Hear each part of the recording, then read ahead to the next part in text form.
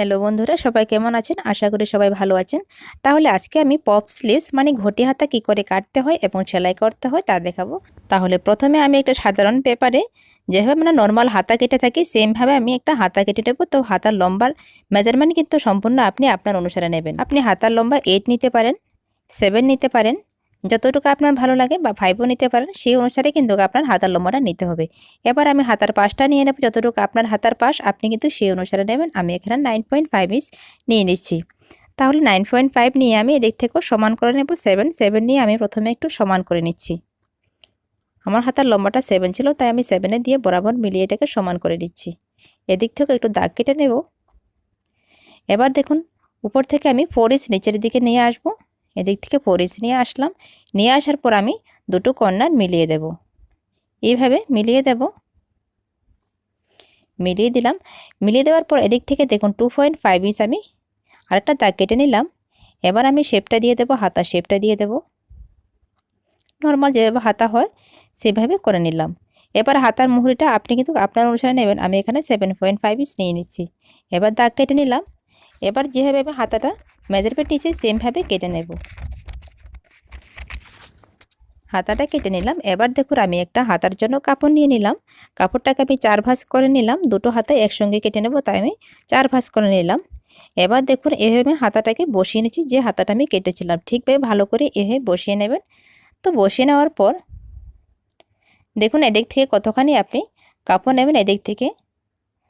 এদিক থেকে এক্সট্রা আপনাকে 3 ইঞ্চ বা 4 ইঞ্চ বা 4.5 ইঞ্চ যত বেশি আপনি নেবেন তত আপনার হাতার পপটা বেশি হবে, ঘটি হাতাটা তত সুন্দর হবে।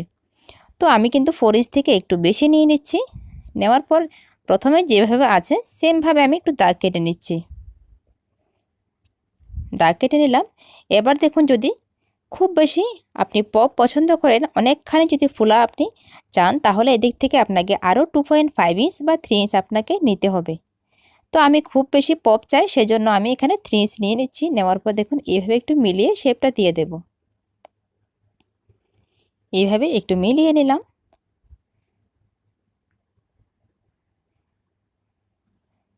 সম্পূর্ণ মেজারমেন্ট নিয়ে নিলাম। দেখুন, মেজারমেন্ট অনুসারে আমি হাতার দাগ কেটে নিলাম। এবার দেখুন, আমি হাতার পাশটা এখন টোটাল কতটুকু হলো। এখন আমার 13.5 ইঞ্চ থেকেও একটু বেশি হয়েছে। তাহলে আমার খুবই সুন্দর ঘটি হাতা হবে। এবার যেভাবে আমি দাগ কেটেছি সেমভাবে আমি কাপড়টাকে কেটে নেব।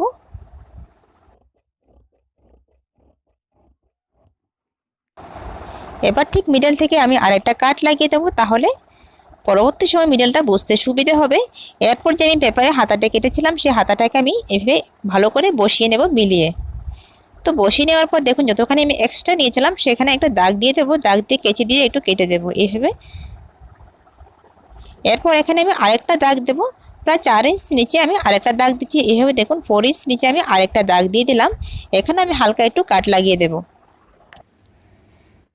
এবার দেখুন, আমি যেখানে পয়েন্ট দিয়েছিলাম ঠিক ওখান থেকে আমি কুচি দেওয়া স্টার্ট করব। কুচিগুলো আমি প্রায় হাফ ইঞ্চের কুচি দেবো। দেখুন, এইভাবে প্রায় হাফ ইঞ্চ দেবো। কুচিগুলো আমি ঠিক মিডল যতখানি মিডল আমি দাগ দিয়েছিলাম সেই মিডল পর্যন্ত নিয়ে আসবো।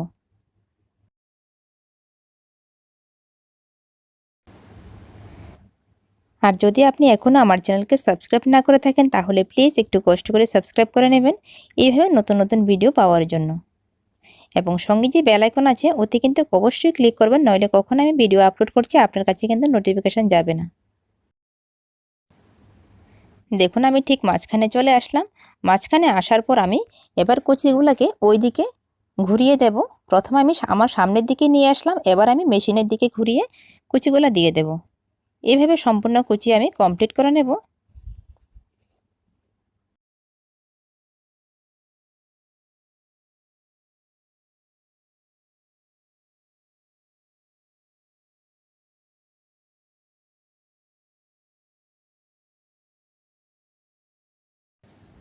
কুচিগুলো দিয়ে নিলাম। দেখুন, সম্পূর্ণ কুচি দেওয়া হয়ে গেল। এবার আমি মুহুরিটা সেলাই করে নেব। আমি এইভাবে একটু ফোল্ড করে সেলাই করে নেব। যদি আপনি চান তাহলে কিন্তু কোনো পাইপিং লাগাতে পারেন। আমি কোনো পাইপিং লাগাচ্ছি না, পাইপিং ছাড়াই সোজা করে এইভাবে ফোল্ড করে সেলাই করে নিচ্ছি। যদি আপনার কাছে আমার আজকের এই ভিডিওটা ভালো লেগে থাকে তাহলে কিন্তু প্লিজ অবশ্যই একটা লাইক এবং কমেন্ট করে যাবেন। আর যদি সম্ভব হয় তাহলে একটু শেয়ার করে দেবেন।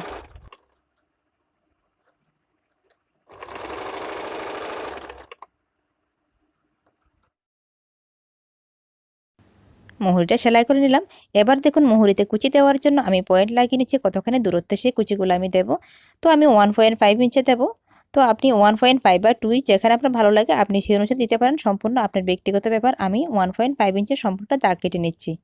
দেখুন এভাবে 1.5 আমি সোজা করে দাগ দিয়ে দিচ্ছি, তাহলে সেলাই করতে একটু সুবিধা হয়, অসুবিধা হবে না, সেজন্য আমি দাগ কেটে নিই। এবার দেখুন ঠিক মাঝখান থেকে মিডলটা বরাবর মিলিয়ে আমি মাঝখান থেকেও দাগ কেটে নেব, নইলে কিন্তু দুটো সাইড বরাবর হবে না।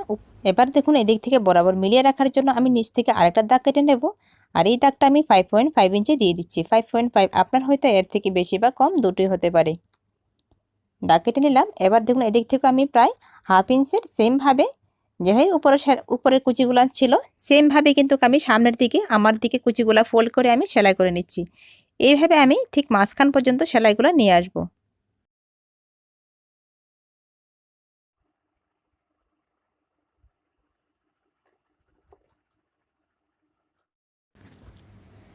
দেখুন ঠিক মাঝখানে চলে আসলাম, মিডলে আমি চলে আসলাম। মিডলে আসার পর কিন্তু কুচিগুলোকে আমাকে ঠিক মেশিনের দিকে ঘুরিয়ে দিতে হবে। প্রথমে আমার দিকে ঘুরিয়ে দিয়েছিলাম, এবার মেশিনের দিকে এভাবে ঘুরিয়ে দিতে হবে। তো এভাবে আমি কুচিগুলো কমপ্লিট করে নেব।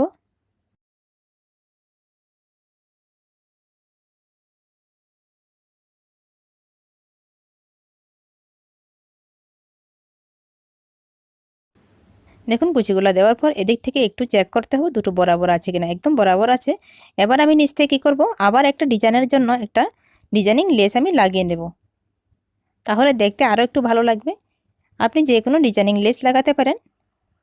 আর এদিক থেকেও সম্পূর্ণ ভালো করে মিলিয়ে নেবেন, মিলিয়ে নেওয়ার পরে কিন্তু সেলাইটা করবেন। সোজা করে এভাবে সম্পূর্ণ লেস আমি লাগিয়ে নেব।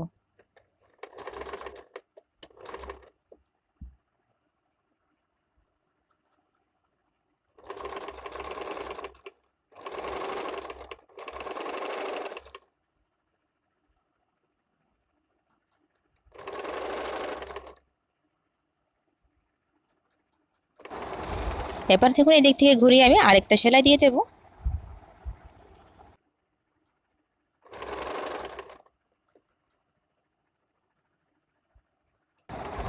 দেখুন সম্পূর্ণ হাতাটা কিন্তু তৈরি হয়ে গেল, খুবই সুন্দরভাবে হাতাটা আমি তৈরি করে নিলাম। তো এবার কি করব, যে আমরা নর্মাল যে কোনো হাতা ব্লাউজের সঙ্গে সেলাই করে থাকি সেমভাবে আমি সেলাই করে নেব। তাছাড়া ঘটি হাতার সামনের পার্টের আর্মহোলের জন্য কোনো শেপের প্রয়োজন হয় না, তাও যদি আপনি দিতে চান তাহলে দিতে পারেন, কোনো আপত্তি নেই। তো ভিডিও দেখার জন্য আপনাকে অনেক অনেক ধন্যবাদ। যদি ভালো লেগে থাকে তাহলে অবশ্যই লাইক করে যাবেন।